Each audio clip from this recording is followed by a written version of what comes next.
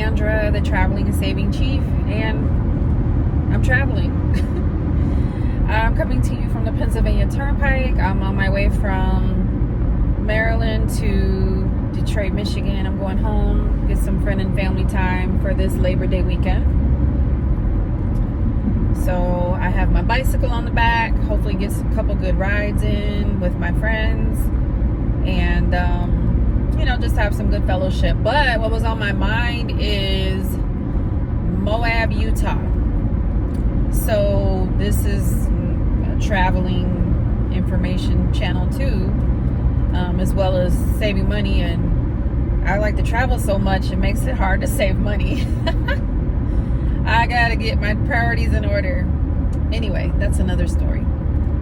Okay, so what I wanted to talk about is a destination that is not, in my opinion, it's not as widely known as many others that you'll hear about in the West. And so when I got stationed in Denver, the people there would talk about, oh, you got to get to Moab, because I really grew a love of hiking while I was in Denver, right? Just all the amazing things that I saw, just wow. So growing up in Detroit,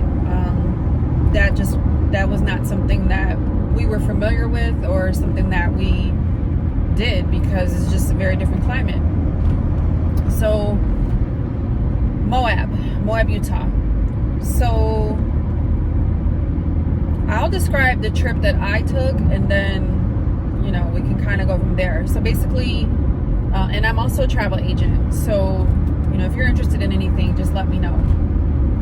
But from Denver, I took the Rocky Mountaineer Train. So that is a scenic train. It's very expensive because it's a scenic train, so it's not like Amtrak.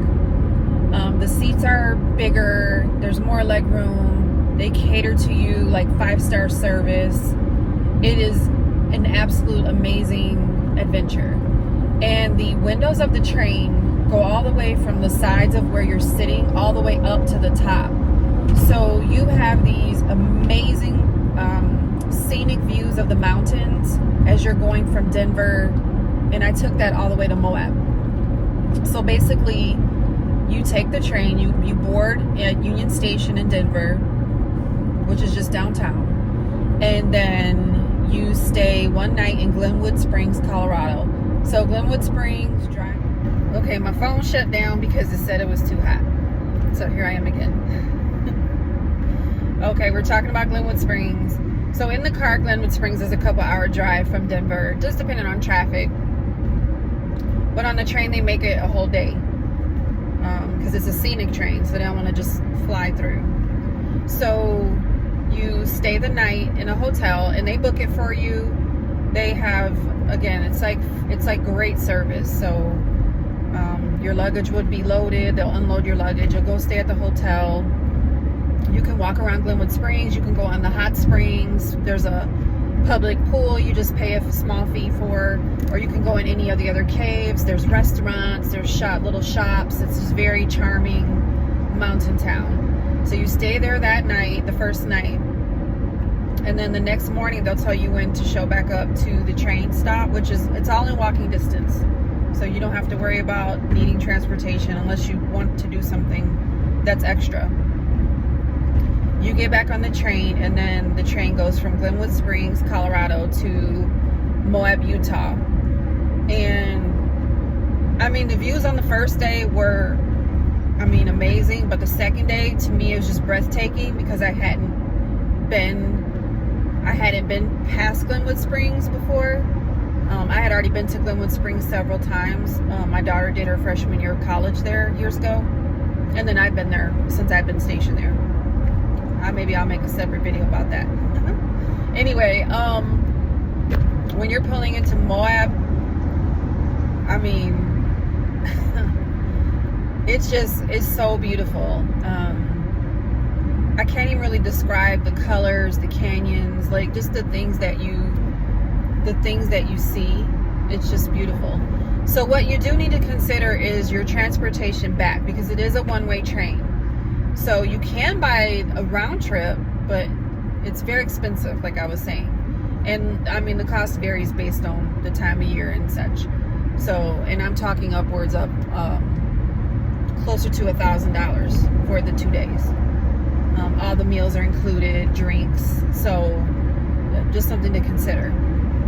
So what I did is I booked a one-way ticket from Moab.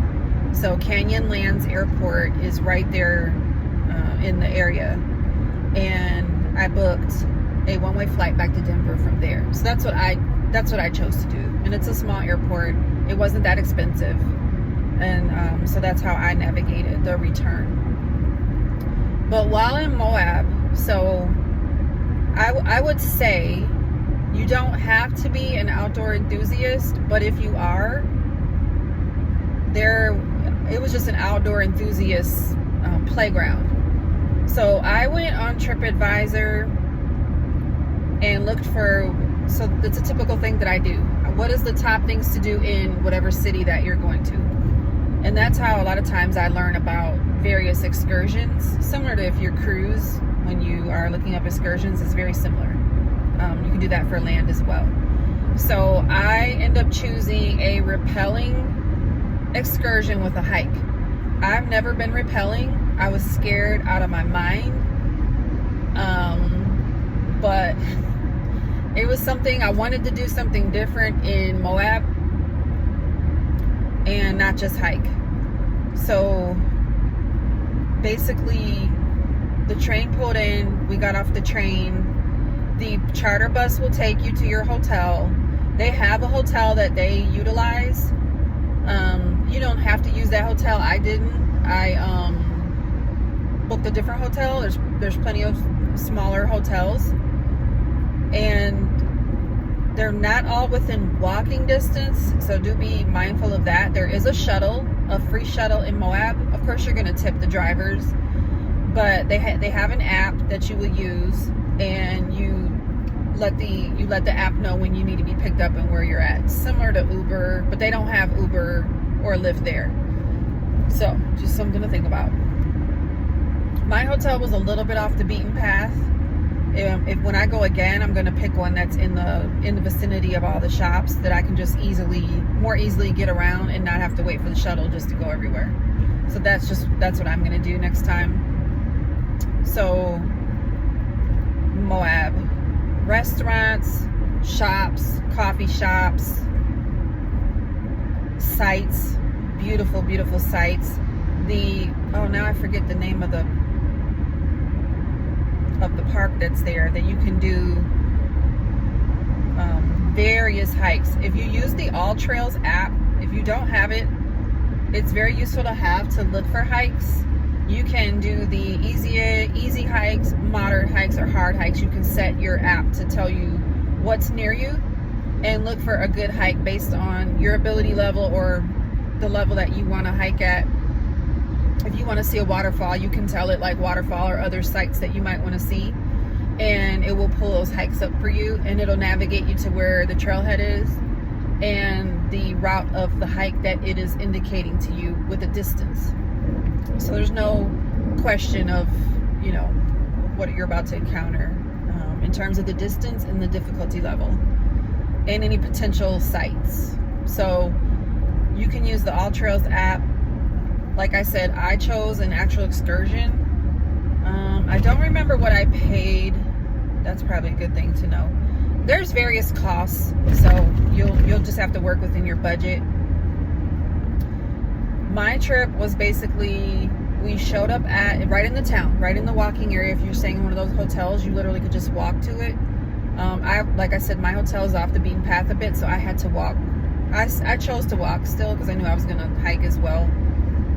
No big deal. I think it was a mile, maybe 3/4 of a mile walk for me to get to the building where we got picked up from. So there's a tour guide, and he's a very skilled rappelling expert. He had all the gear for us to utilize. They dropped us off inside of the state park, which wasn't too far from where you started at. We got dropped off. We hiked in to the hiking area and then the area where we were going to rappel. And the guide explained what we were getting ready to do and all of the safety tips for the rappelling. So I think there were 6 of us, and he hooked up the lines, and it was very, very scary because you're literally 100 feet up. The first one we did was 100 feet, and you're literally like not sure what's down there. You just know you're about to hook on this line and go backwards down a cliff. I'll be really honest. So that was, just not knowing, not having done it before. It was very intimidating. And there was another girl with another group. She was kind of freaking out while we were there, but her guy was very patient and walked her through every step, like literally every step that the girl was taking along the wall to get down. So we rappelled off of that cliff and got to the bottom, and then when you're in there, it was called the medieval chamber. Wow, this car just really cut me off, but that's okay. It was called the medieval chamber, so even the name was a little bit scary. But when you get into the chamber, and I'm learning how to edit videos. I think I know how to insert a picture now. So I'm gonna try to do that when I edit this video, just so you can see what I'm trying to explain. You get down, and it is literally a chamber of rock all around you, and there's a narrow opening that you walk out of to get to the next part. And there's no other way to get out. Like, you have to keep going. So there's that. So all of us rappelled down the cliff, the first cliff, and then we hiked just a little ways down, and we came to an arch. So, Arches National Park, that's what it's called, the national park. We weren't in Arches, we were in a different park, but Arches has a gazillion hikes that you could choose from. So we come to this arch. I don't remember the name of the particular arch, but it was an arch, and basically we were going to rappel 120 feet, and much of that rappel was more free hanging. So if you're thinking like Spider-Man, kind of how he hung down and he was kind of hanging around on his line or his web, that's kind of how we looked. So we got hooked in again. Each of us took turns, and we rappelled down the second cliff. And again, the stunning views of what was around us, I can't even explain it in words, and I hope I'm able to insert the pictures. And while we were down there and all of our group was coming down, on the side of the mountain, or the canyon, it was more of a canyon, not necessarily a mountain, but I guess the bigger part was the mountain, there was fresh spring water coming through it, and it was so delicious. So like, we're all up against the thing, like filling up our water bottles to like, I dumped out the water I had in mine, and I filled it up with that water because it was so delicious. So we did that. Everyone got down. We took some amazing pictures of one another. I didn't know any of these people, so it was just me by myself. And yes, I'm very adventurous. And I mean, I'm still scared, but like, I'm gonna do it. The only thing I'm not gonna do is skydive, but that's a different story. So we did that. Everyone came down. We took tons of pictures, and then the hike out was, I think, about 4 miles, or maybe it was 4 miles total. But the hike out, there had been a big storm a few months earlier than when we were there, and I did all of this in April of 2023, right before I left Denver. There had been a big storm, and you could tell like the water had to been rushing through, because a lot of trees, the smaller trees, were knocked over, and they still were like wet. But the views, like, I'm just trying to explain it. I can't even put it into words, but it was just breathtaking. The views were breathtaking. So we hiked out, and then we got taken back to where we started, at their little building in the town, and I just had an amazing experience, just from the Rocky Mountaineer Train, staying that night in Glenwood Springs, and doing the second day on the train, and they just treated us so well, and then doing that excursion. So it was just a quick those were 2 of the days. I stayed 1 night in Moab, and I caught my plane the next day, and I went back. So that next morning, I just did a walk along the little road in the town. I went to the little museum that they have. They had a lot of explanations of the town and various pictures of how it looked, you know, before it was settled or as it was getting settled. So I learned quite a bit about this town, and yeah, it was just an amazing experience. And I know it's not necessarily very well known, and so I thought it was on my mind to kind of get on here and talk about it. And I'm getting ready to go under the Allegheny Mountains, so it's going to get dark, but it's just a tunnel. So that is Moab, Utah in a nutshell. I talked about food, hotel accommodations, the shuttle. There's no Uber or Lyft. Those are all like really important details. And the airport is Canyonlands Airport, and you can get flights to various locations out of Canyonlands. I think I was on Delta. I think that was the airline I took out of there.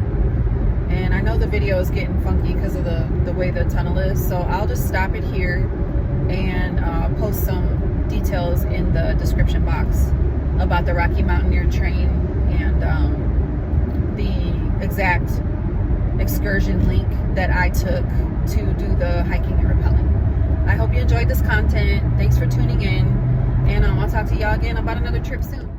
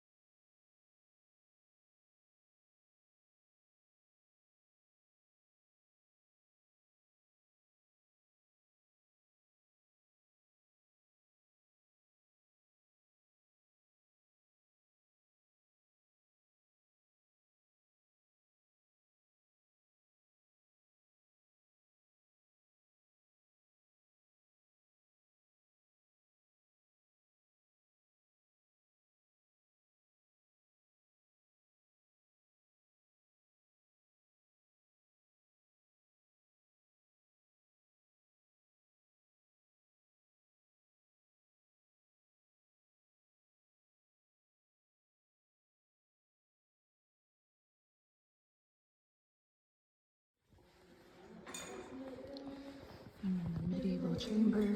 I just rappelled from up there.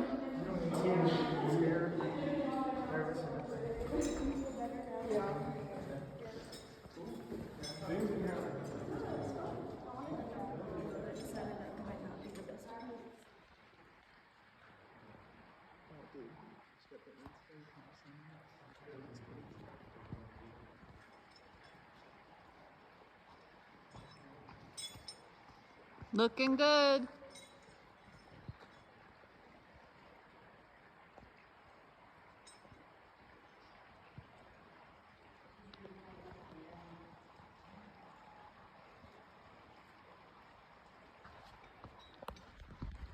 Look down and give a smile.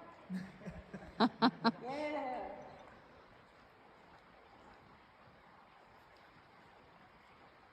I'm like, do I let go now? Yeah, you can like hang now if you want. There you go.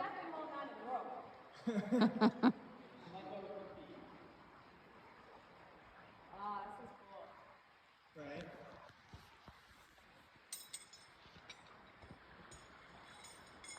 I'm not going to land in the tree, am I? No, it just looks like you will. I asked the same thing. I really thought I was going to. And I was like, I'm going to hit that tree. I've got you on video. Say anything you want to say. So cool. Gorgeous.